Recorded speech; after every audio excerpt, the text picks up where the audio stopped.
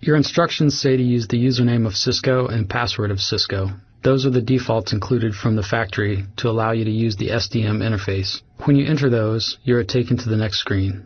Choose HTTP for now. If the next screen warns about the website's security certificate, click Continue to this website. The next window is another login prompt. Enter Cisco and Cisco again. You will probably get a couple security messages. It's okay to allow access and run applications as long as you are in the lab context. You will find yet another login screen. Use the same password again. Notice that this one is giving you level 15 access. That's the same as privileged exec. After you press enter, the SDM Express interface loads the router config, checks a couple things, and then presents you with this screen. SDM Express is the name for a stripped-down SDM interface that asks you to configure the bare essentials to get your router working, addressed, using DHCP, and connected to the internet, which is exactly what we want to do here. It also allows you to set up a router firewall if your OS version has the capability. That's a little beyond what we want to do here. Now let's set the host name, domain, and logon credentials. The first screen asks for the basics of the router host name, the domain name, and new username and passwords. The host name we'll use is branch_2821. The domain name will be examcram2.net, and we'll use the username of admin and the password of Cisco. The SDM Express security requirements mandate a minimum 6-character password. We'll use the same password for the enable secret as well, just to save confusion.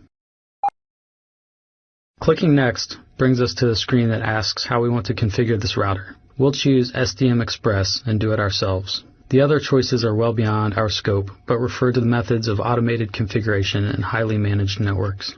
The next step is interesting. In it, we are going to change the IP address of the interface that we are actually connected to.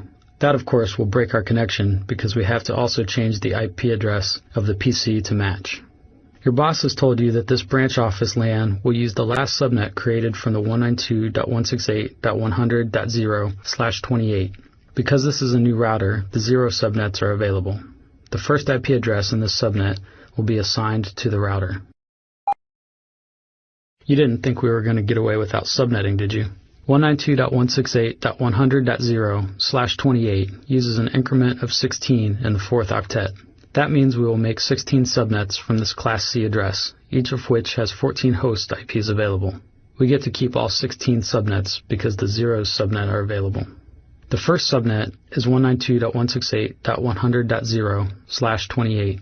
The last one is 192.168.100.240/28. We can't use the first and last IPs, .240 and .255, because they are reserved for the net ID and broadcast ID. So the first host ID, which we will give to the router, is 192.168.100.241/28. Notice that in the SDM interface, you can either type in the mask in decimal or just select the number of mask bits with the arrows.